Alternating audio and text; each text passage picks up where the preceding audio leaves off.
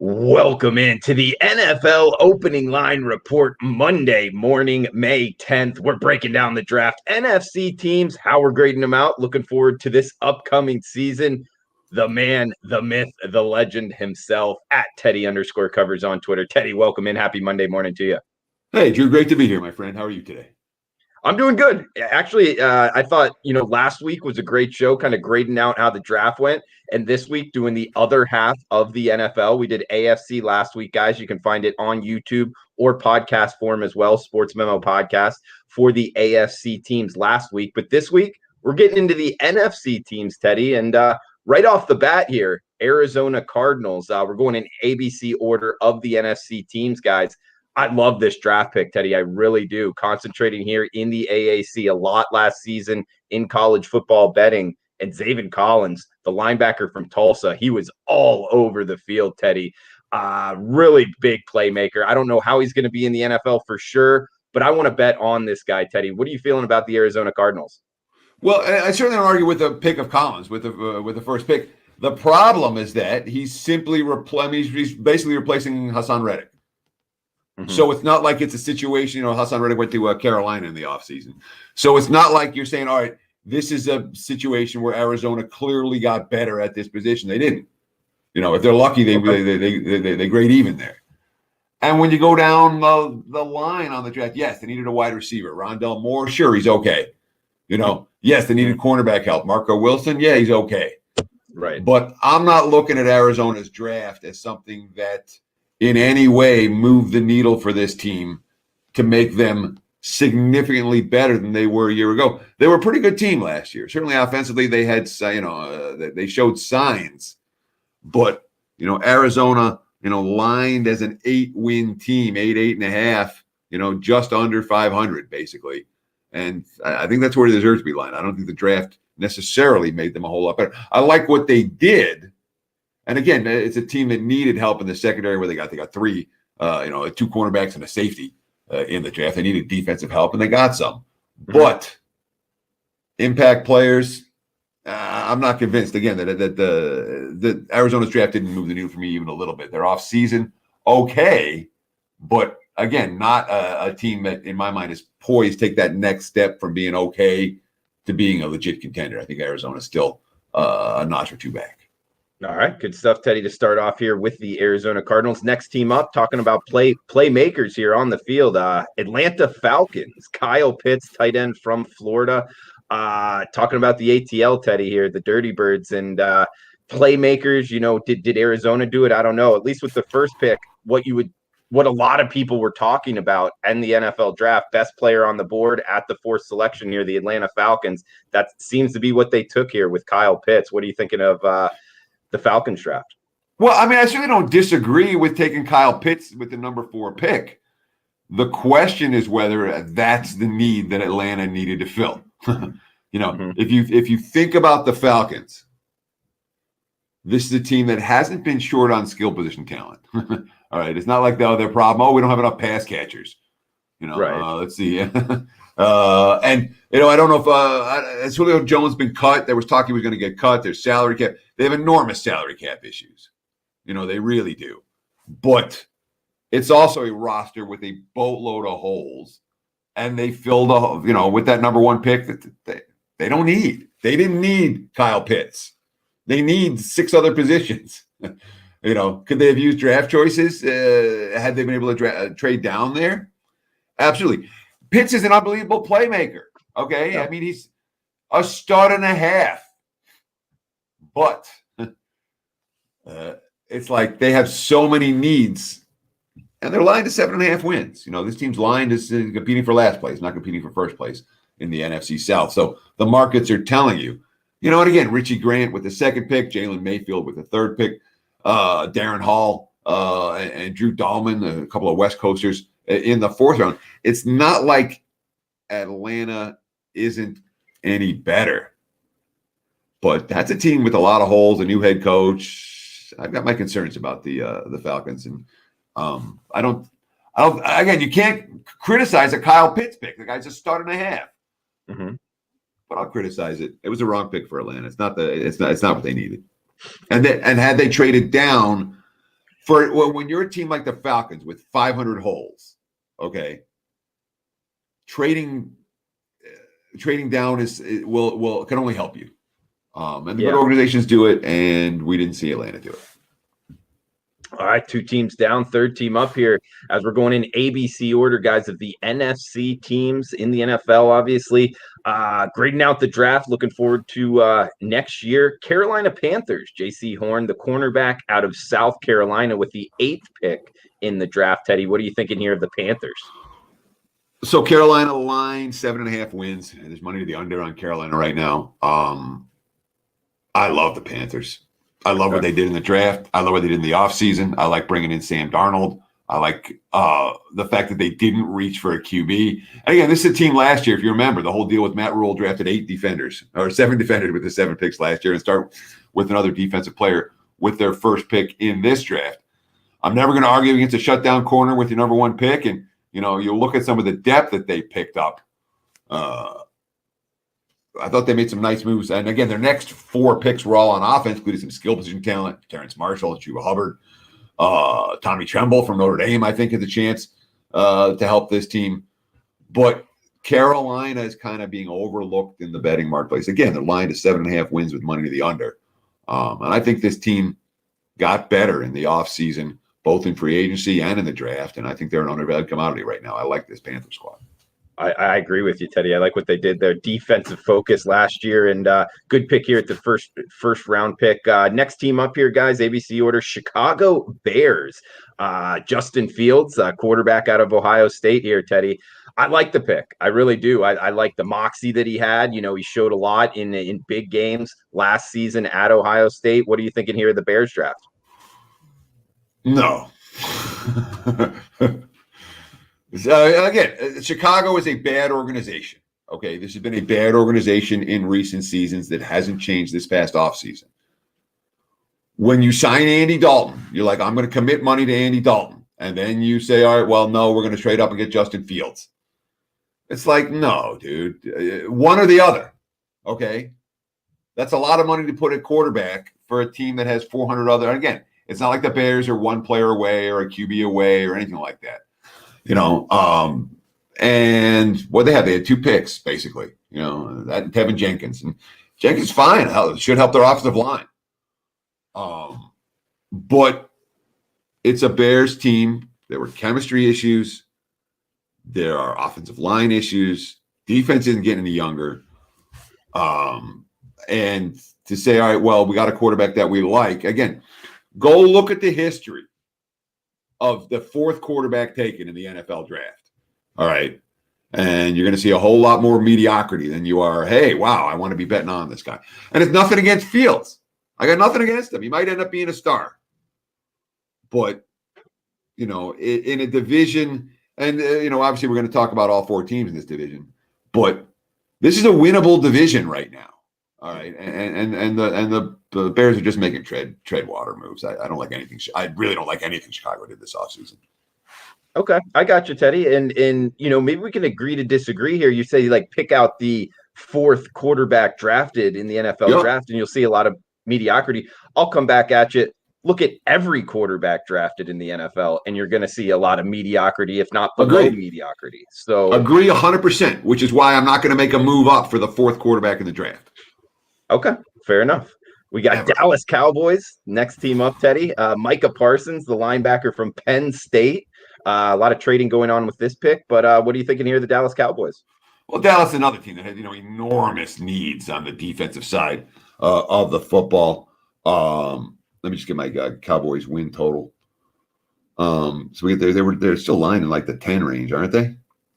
I'll pull it up here on my app. Yeah, I got over 9.5. Over under 9.5. Okay. Which is, and again, it's a Cowboys team that top 6 picks all went in the defense side of the football, which speaks volumes about how bad that defense was a year ago. It's obviously a major rebuilding job for Dallas on the defense side. The question is whether the offense is going to be every bit as good as it has. They needed defensive talent. They needed a big rush on defensive talent. They got some. So I give Dallas credit for that. But to look at this team and saying, yeah, the fact that they drafted defense early makes them legit contenders. I got my concerns. I mean, look, from an offensive standpoint, skill position, they're loaded. QB, if Prescott's healthy, they're fine. Is the line going to be as good as it's been? I'm not convinced that's the case. And the best is, they got Josh Ball in the 4th round as their first offensive player in the draft. I'm not convinced he's going to be an impact player on a line that could use some reinforcements. How about them Cowboys? That's what Proud Babylonian's saying here in the chat box. Guys, welcome on in. Paul watching from England. Let us know where you're watching from, what you liked about the draft, and any comments here on the teams we're breaking down, going in ABC order, NFC teams going over their draft picks here. And looking ahead towards next season. Elliot, feel free to throw out what you're betting in the MLB betting board as well, guys. If you're wanting to collaborate for winners, that's all welcome here on the WagerTalk YouTube channel. Each and every Monday, 10 a.m. Pacific time, NFL opening line report. Teddy covers at Teddy_covers on Twitter. I am Drew Martin on Twitter at Drew Martin Bets. If you're watching on replay, feel free to leave a comment below. Appreciate a lot of you guys commenting last week. Watching on replay, Teddy. Some people talking about Penei Sewell here. I brought up to you, the guys that opted out last season. Got a bunch of comments on YouTube. That's why I'm asking you the question. And we got Detroit Lions, ABC order, the next team up, going with the offensive tackle, Penei Sewell. I don't really like the pick just because of the mindset of if you opted out, you're playing offensive line, how much are you really into football? But it sounds like you were on the other side of that, Teddy. So interested in your opinion here. Detroit Lions, Penei Sewell, the offensive tackle from Oregon. Throw it over to you. Well, I think the Lions had a great draft. But when you talk about a guy who opted out, does that mean he doesn't like football? Not necessarily. No. It means he opted out. Does he have an extraordinary amount of talent? Yes, he does. Clearly, had he gone last year instead of this year, he would have been drafted right where he was. So I'm not going to criticize Sewell for taking the year off. Each person gets to make their own decisions. What Detroit did this offseason is stocking up in the trenches with, I call them football guys, like your hard hitters. We all saw what happened when the Lions head coach came out in his opener and said, we're going to bite people in the kneecap. And then they spent the offseason getting a bunch of guys on the team that are going to bite people in the kneecap, which is Detroit can use that. All right. In terms of fire, the Lions have been a little short on fire in recent years. And again, I'm not the skill position talent is sexy. Everyone likes to highlight the skill. And the Lions' first 3 picks were all in the trenches. Love it. Good thing. Watch out for Amon-Ra St. Brown, the 4th rounder out of USC. I didn't think he slipped that far. He's got a wide receiver with a whole lot of potential to have an impact as a rookie for Detroit. I thought they drafted very well. I like their offseason. And again, they're a team that's lined at 5 wins right now. Goff was pretty awful last year. And if Goff is awful again, then the Lions are a 5-win team. If Goff is decent, it might be better than a 5-win team. Like it, Teddy. We got Green Bay Packers up next, guys. Eric Stokes, the cornerback from Georgia, their first pick. Teddy, what are we thinking here of the Packers? Well, the Packers' whole offseason is going to be what happens to Aaron Rodgers. Right. And there's basically nothing we can do with that. And most books right now don't even have a Green Bay number on the board because of the concerns about what's going to happen with Aaron Rodgers in terms of a season. A win total, Aaron Rodgers is worth a whole lot for Green Bay. So they're a team that the books are being very cautious with right now without Rodgers. If Jordan Love's their starting QB this year, there may be a 5 or 6 win team. And if Aaron Rodgers is the QB this year, they're maybe a 10 or 11 win team. So books have to be very, very careful with this particular number. And, frankly, when we look at what's held the Packers back in recent years, there's been some concern about a lack of playmakers at receiver. There's certainly a lot of concern about what the defense has been able to do in the trenches, the front 7, their ability to stop the run. And once again, this offseason, Green Bay did very little to answer any of those questions. So you can understand Rodgers' frustration. The Packers, to me, do not look like a team that's any better than they were last year. You make an argument that last year they overachieved a little bit. Green Bay, even if Rodgers comes back, maybe pointed in the wrong direction. in Teddy, what I mean, I feel like we're talking about the Green Bay Packers, Aaron Rodgers here. Do you have any kind of feeling on what's going to happen here before the season? Do you dive into that at all? So, from our perspective, okay, as handicappers, Mm-hmm. we hear the rumor mill, and the buzz was like there 3 or 4 teams that Aaron Rodgers that had the interest and the potential packages and could put a salary cap stuff together that could get an Aaron Rodgers. One of them was the Saints.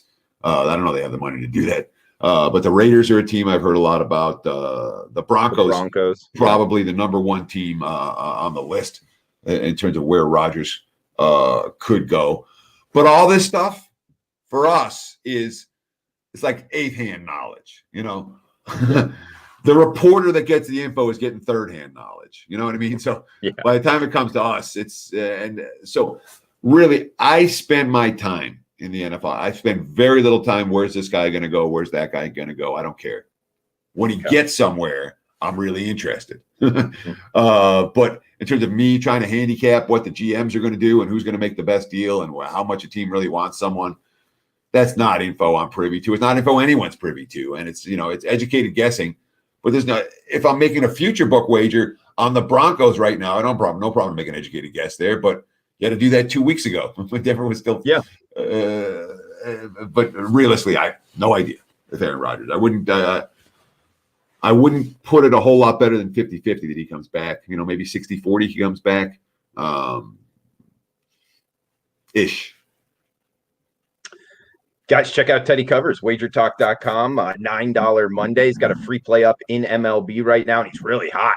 7-1, 88% all sports the last 3 days, 41-26, over 60% NBA playoffs last 2 years. Teddy, we're almost to the NBA playoffs as well. I know you probably talked about this otherwise, but the play-in for the NBA, it's going to be a little shakeup for NBA bettors out there. Anything quick you want to throw out there before we get to the LA Rams? I liked the play-in game last year. It was Memphis plus the points against Portland. I still remember the game. It was a good one. And I'm looking forward to the play-in opportunities again this year. I think there'll be some good bets to be made. I really do. And I can't wait for the playoffs to start. This last week of the regular season, I'll find there are wagers to be made, but the big bets will be few and far between. It's week 17 of the NFL. You tap the brakes a little bit. If you find, if I find a play a day this week in the NBA, I'll be happy. I'll be very happy. But again, with the play-in starting next week, I'm looking forward to that. I really am. Yeah, so am I. I mean, we talk about change as sports bettors finding that and that being a good angle to kind of play, get an advantage on the odds makers. Now might be that time in the NBA. So Teddy been beating the NBA betting markets in the playoff time frame for a while now. 41-26, 61% NBA playoffs the last 2 years. And he is also hot right now, guys. Looking for a hot sports handicapper. Teddy Covers might be your guy. 7-1, 88% the last 3 days. Teddy, next team up here, the LA Rams. I'll throw it over to you. Well, I mean, the Rams are a team that, their draft was largely the trades they made in recent years. They don't have a first-round pick again next year or the year after. Tutu Atwell, certainly a guy from Louisville, has the potential to be an impact player. Tutu, all he did was make plays. Ernest Jones, Bobby Brown. It's not like anyone on LA is necessarily going to be the type of guy who's going to have an enormous impact. And the line, 10.5 wins, that's the Goff versus Stafford. It's a roster that's pretty top-heavy. That's my one concern about the Rams. That being said, when you start grading out everybody in the NFC, make case the Rams can be the favorite. Certainly one of the favorites. The star power is there. They have I do worry a little bit about LA's depth, but if they stay relatively healthy, that team's as talented as anyone. I'm bullish on the Rams, and of course, so are the markets. Line, like I said, 10.5 win team. And with a team like LA that's made a definitive decision, we're going to trade draft capital for veteran talent. I think it's worked out just fine for them in recent years, and I don't know that this year's going to be any different in that regard. They've gotten first round worthy return on their investments with the trades that they've made in recent years. Teddy, next team up here, Minnesota Vikings. Christian Darrisaw, the offensive tackle from Virginia Tech, with their first round pick here. What are you thinking of the Vikings? So we need to talk about Minnesota in the marketplace right now. And this is a team that I want to really highlight because coming in, there were two teams post-draft. There were two teams. I like Carolina and I like Minnesota. And Carolina is a team that the marketplace have collectively yawned. And I don't mind that. That's fine. They're way under the radar. No one believes in Sam Darnold yet. I get it. Minnesota's the other end of the spectrum. One advantage living in Las Vegas and doing this as long as I've done it, Drew, and you talk to people around town. And I mean, over the last 2 weeks, I've talked to a bunch of people NFL. Hey, initial NFL thoughts and guys I respect and pro bettors. And, there's been a lot of NFL talk bantering around my world in recent weeks. It's one of the best things about living in Vegas. It is. It really is. It's just is that you have that network that you're talking with that you don't have. I didn't have that back in Michigan. Right. But the point is, Minnesota. Every single person I've talked to, the Vikings circle, the Vikings. This is their year. Vikings to win the division. They are the hottest team. Not one of the hottest teams. They are the hottest team in the marketplace right now. Period. And you see it in the number. They were lined 8.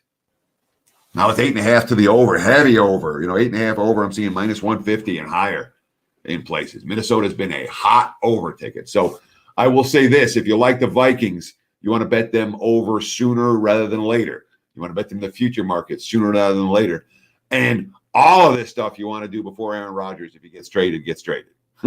Oh, true. Yeah. Because when you look at the division, again, if Aaron Rodgers gets traded, Minnesota's the clear favorite. All right. Lions are lined as what, a 5-win are The Bears are likely to be breaking into rookie QB. There's a lot to like about Minnesota in that regard. And, sure. Again, Zimmer, everyone's made money with Zimmer. If you bet, Zimmer's probably the second most popular coach this side of Belichick in terms of like money that everyone's made by Andy Reid. The guys who people have make money with year after year after year, and they know him and respect him. And a team that had a ton of injuries last year that is supposed to be healthier, and a team that, again, you look at the draft, when you're not, it's not about this. It's never been about sexy picks. Minnesota's always about, let's get an offensive lineman, let's find a defender. Let's find I didn't love Kellen Mond necessarily, but Chaz Surratt, Wyatt Davis, all of this, Patrick Jones from Pitt. These are the type of draft choices that Minnesota's made. It's made them a deep team. And, on paper, they're as good as anyone in the division. If Cousins can play, but I'm telling you right now, they're hot in the markets, and it's not everyone's blind to it situation. People are seeing it. So if you like the Vikings, move on them sooner rather than later. And Teddy, I know we're getting tight on time, but you brought up Kellen Mond there. That was a pick I actually liked. I could see him having success at the quarterback position in the NFL, but it sounds like you're on the other side of that. I hate all quarterbacks and running backs that get drafted. I mean, I'm pretty much knee jerk. It's okay. If Trevor Lawrence, if you have the first quarterback selected, that's fine. After that, you're not going to tell me that you can't find a quarterback, the moral equivalent of Kellen Mond, for nothing, for pennies on the dollar, and sign him as a backup for a veteran minimum salary, and he'll be just as good as Kellen Mond, as a backup QB, in my opinion. Teddy, next team up here, we got the New Orleans Saints. Peyton Turner, their first-round draft pick here, the defensive end from Houston. What are you thinking of the Big Easy here, the Saints? I mean, the Saints are a team with they've got salary cap issues up the wazoo in a very, very significant way.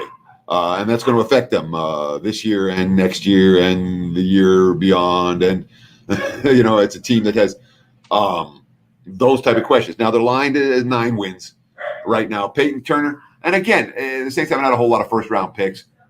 Turner's not someone who I'm going to argue with. He's fine, as defensive end. That's just a team that has a fair few holes in that regard, and not necessarily a lot of draft capital to fill them, and not a lot of salary cap room to fill them, and question marks at the QB position. So, there's New Orleans is a really interesting team, and you're getting a fair bit of there are people that like that. They think the Saints are going to be right back in the mix, and there are people that are going to be. I think the Saints are really going to drop off this year, and there's a fair bit of diversity in thoughts about the Saints. So I don't see this their win total skyrocketing or plummeting. you're going to see two-way action on this team. Like it, Teddy. We got New York Football Giants up next. They had the 20th pick, and they went with Kadarius Toney, the wide receiver from Florida. Kind of can play a couple different positions here, Teddy. Trade for the pick, but talk about playmakers here. That's the way that the Giants went. Yeah, and again, it's not like the Giants lack playmakers. They have playmakers. It's not like they had to trade up to get them. So they, all right, there's nothing wrong with Kadarius Toney. Okay, he may make plays for the Giants, and he may end up being an impact player, but he's not a lock. And it's a team that had a whole lot of other needs to fill, most notably on the offensive line. You know, the line is a 7-win team right now. Again, in a very winnable division, in a year where you got to figure out if Daniel Jones is going to be your guy moving forward. And you know, they get the skill position talent, but they don't get the protection, and that's that decision that teams make. We're like, okay, let's get somebody really fast who can make plays for us, and then let's make sure that we're never going to be able to get him the football because the quarterback's going to get crushed on every hit. I understand linemen aren't sexy, all right, the way it's skilled and talent, but not the Giants have to worry about selling season tickets. Don't love this Giants offseason. I really don't. Teddy, with the 10th pick, the Philadelphia Eagles went with the Heisman Trophy winner, Devontae Smith, wide receiver from Alabama. What are you thinking with the Philadelphia Eagles, Teddy? Well, again, I mean, this is a team that had injuries, an insane amount of injuries last year. They really did.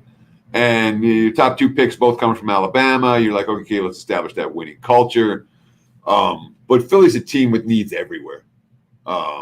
Everywhere. And I grade them as a neutral this offseason. I don't know the Eagles got themselves a whole lot better. I don't know they got themselves a whole lot worse from a season win perspective. Again, this is a division in which anybody that does anything is live to make a whole lot of noise. And the Eagles are lined, 6.5, 7 wins right now. And they're, it's a Jalen Hurts era begins in Philly. I understand you want to get him a weapon or two. I don't argue with that. But, they're a line sub 500 team for a reason. I do not expect the Eagles to be a contender this year. Teddy, heading out to the NFC West. Next team we're going to break down, the San Francisco 49ers. Of course, it's the first surprise pick of the NFL draft. I think I could say that pretty clearly. Trey Lance, the quarterback from North Dakota State, with the number 3 pick overall. Teddy, what are you thinking here of the 49ers draft? I thought they had a terrible draft. There's nothing that I like about their draft. I didn't like and again, a team that's put all kinds of money into running back. I don't think any team in the league's put more money into running backs than San Fran. What they do? They drafted another running back. A team that has a quarterback. All right. Yeah, really. And if he's not your guy, what do? You draft another quarterback, and not a project quarterback. Right. And your project quarterbacks, to me, in the modern NFL, that's a problem. I mean, in the modern NFL, your project QBs. All the rookies started last year, and when you don't start, you end up being Josh Rosen.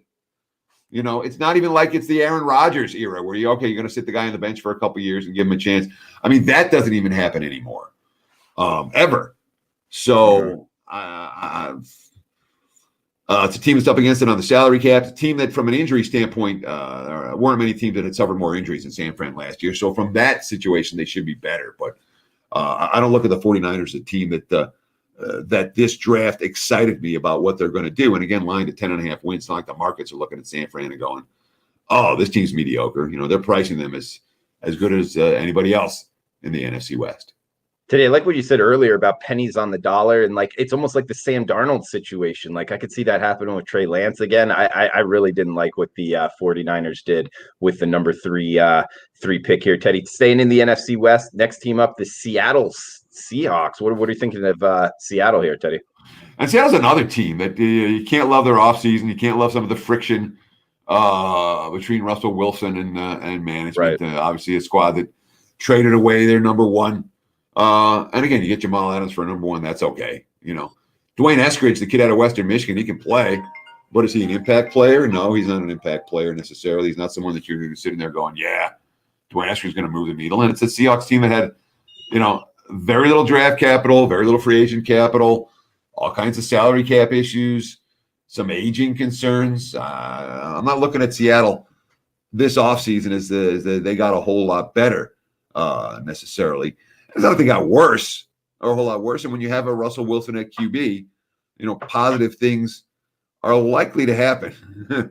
But Seahawks, again, I don't think they got better. And aligned at 9.5 wins with money to the over. It's not like Seattle's people looking at the Seahawks and going, "Oh yeah, this team's way down." They're like the Rams in San Fran. It's a three-headed monster in that NFC West. And of course, we are talking about the 17-game schedule as opposed to the 16-game schedule. So remember that the 9.5 wins isn't quite as big of a hurdle to jump as it would have been if they had one fewer game to play. Good point, Teddy. We got 2 teams left here, guys, in ABC order, going down the NFC teams. Kind of recapping their draft, looking forward to next season. Tampa Bay Buccaneers, next team up, Teddy. Joe Tyron, the edge rusher from Washington here with the 32nd, the last pick in the first round, Teddy. One point I want to bring up with the Tampa Bay Bucs, this is the first time in the Super Bowl era I heard that the Super Bowl champions returning all 22 starters, both sides of the ball. So interesting to see what's going to happen here in Tampa. Which way they went in the draft. They went with an edge rusher. Can't hate that. What are you thinking here of the Bucs? Yeah, I mean, the Bucs offseason is nothing. The Bucs offseason is let's run it back. Right. And when you're defending Super Bowl champs, that's fine. And when you have whatever, how many Super Bowls has Brady won now? 7-time Super Bowl winner or whatever it is. For, is it 7? 6 or 7? Is it 6 or 7? It takes 2 hands. I do know that. Yeah. When you have that guy as your quarterback, you can say let's run it back, and that's what it is. I mean, Tampa's line now is an 11.5 win team, money to the over. I have no objections to anything they did this offseason. I don't know if they're any better, but they don't need to be better. They were good enough to win the Super Bowl last year. Yeah. So Tampa, their offseason to me is a collective yawn. It comes down to can they stay as healthy as they did a year ago. Will they have the drive and fire they did a year ago, and much tougher schedule this year for Tampa Bay. We'll have to see when the schedule comes out on Wednesday how that actually breaks down. But compared to a year ago where they were facing, I believe, a last place or a third place schedule, this year they're facing a first place schedule. Teddy, last team here, the Washington Football Team. That's their name of their team here. We got the 19th pick. Jamin Davis, the linebacker from Kentucky. What are you thinking of the football team to round out the NFC here, Teddy? Oh, I like what Washington did in the offseason.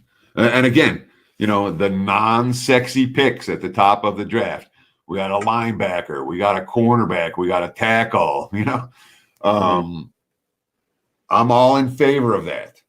And certainly a team that made tremendous strides last year in Rivera's first year. They have, in theory, have a QB this year in Fitzpatrick who was good a year ago. And the moves that they're making, not the ones that move needles, not the ones that move point spreads, not the one that move win total marketplace necessarily, but the moves that win games for Washington. Again, you look at the win total for this football team, 8. They're still lying as a sub 500 squad in a division with nobody that's any good. Washington's alive as anyone in this division, much like they were last year. Yeah, get some good quarterback play, which they did get actually in the playoff game, I thought anyway, the kid from ODU. So we'll see what happens there. I don't know. I thought he was a spark plug anyway, Teddy. But we got Teddy covers, guys, WagerTalk.com, 7-1, 88%.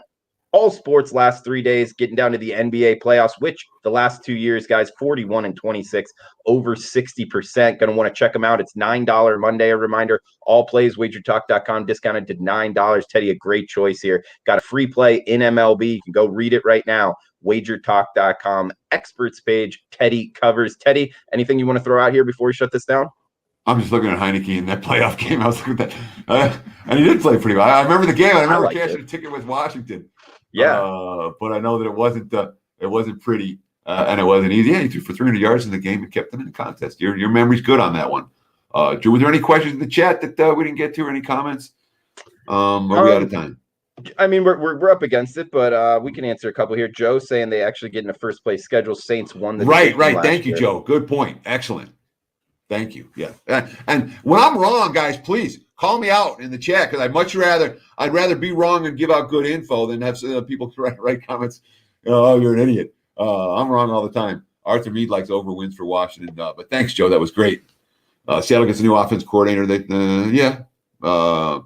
don't know that it's. I I don't know with Seattle. Their team I'll be paying a lot of attention to come August. The very interested to hear what the player quote's going to be coming out of that locker room. Teddy, are you doing any FCS football or? No, I don't know anything about FCS. I listen to Rob Vino.